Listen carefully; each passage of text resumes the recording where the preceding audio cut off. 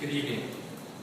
For the past 3 graduations, I've sat over there to the right, partially obscured by the tall plants and the stage, and played Pomp and Circumstance and the Florentina March. I was afforded perhaps the worst view from which to see the proceedings. And this year, as a veteran of HKIS graduations, I stand not only just having sat off on that stage, but behind the podium, as if at the prow of a great ship on its maiden voyage. It is bewildering to believe that we have come this far. To think that 4 years ago I shuffled awkwardly into the former Math and Science Center on the former 6th floor and was greeted by a tall, lanky, and similarly awkward man called Mr. Kirsten, who claimed to be my homeroom teacher, but whom my mom mistook for a senior. Such memories seem of a distant past. I have no doubt that all of you can recall the anxiousness on the first day of 9th grade, when Friday was only a day of the week, and Call Me Maybe was a nonsensical request for a name change. We were wondering if stories of seniors throwing freshmen into the fish pond were true, and twisting our minds trying to work out how to follow the 8-day, 4-period schedule with lunches that switched depending on which class you had.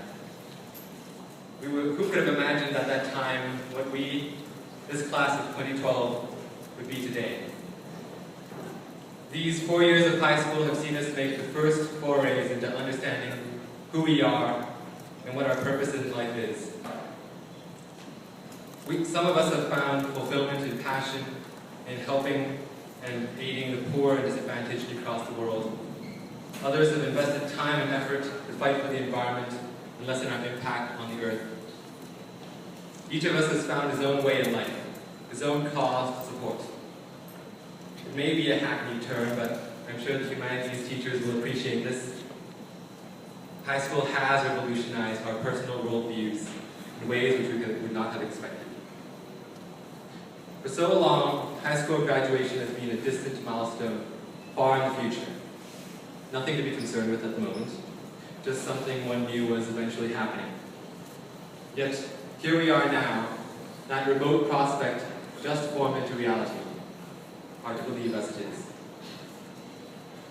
In my quiet musings during the months leading up to this very night, I was compelled to sublimate my emotions into a poem titled, I have been a solemn passenger. A portion of it I read now. I have been a solemn passenger upon a vessel carried inevitably forward, sped by the unrelenting winds in its sails and the steady current beneath its keel. I have watched from behind the railing, bereft of propeller, paddle, and oars, the blur of the banks speed past, populated by vague ideas and emotions. I have craned my neck to the aft, peered into the mist that follows close, and reminisced. All of us upon his craft, each on an individual course, will we ever tack to chase after another? Or will you yell over the crash of the waves, across the ocean, until neither shadow nor echo is seen or heard again?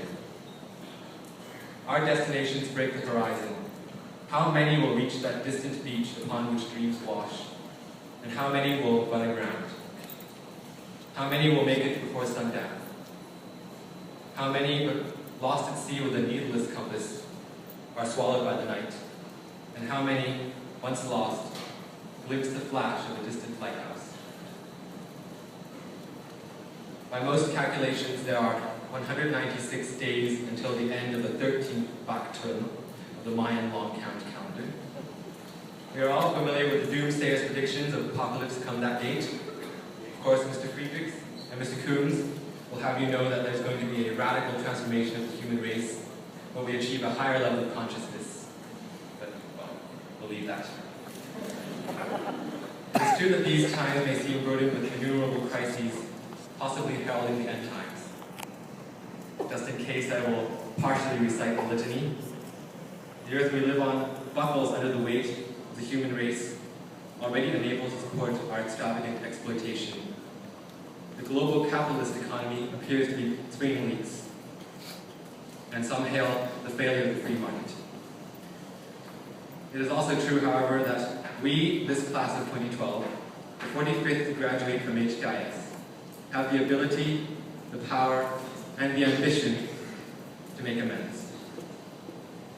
As the great Karl Marx said, the philosophers have only interpreted the world in various ways. The point, however, is to change it. The Mayan calendar prophesizes no apocalypse, but rather a new era. If they ever predicted anything for 2012, it was that this class would be the people to take on the world. This is a new age with us at the helm.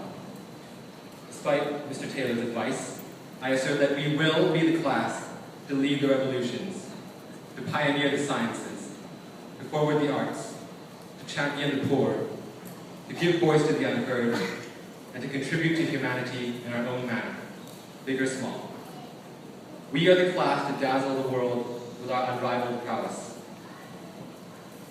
It is impossible to say where the fates will steer us as we complete this leg and embark upon the next voyage. Take this moment to reflect on all that you have become and all that you hope to be.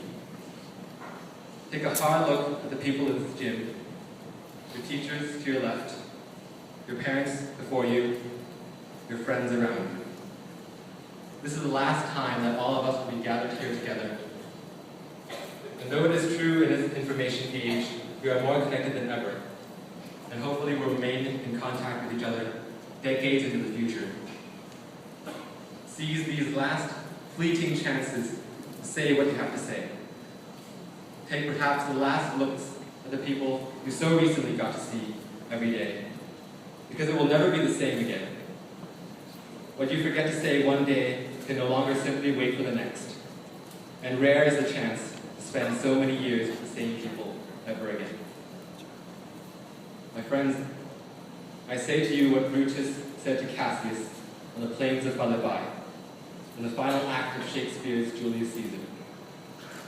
And whether we shall meet again, I know not. Therefore, our everlasting farewell take. Forever and forever farewell. If we do meet again, why, shall smile. If not, why, then, this parting was well made. Class of 2012, congratulations, and may the force be with you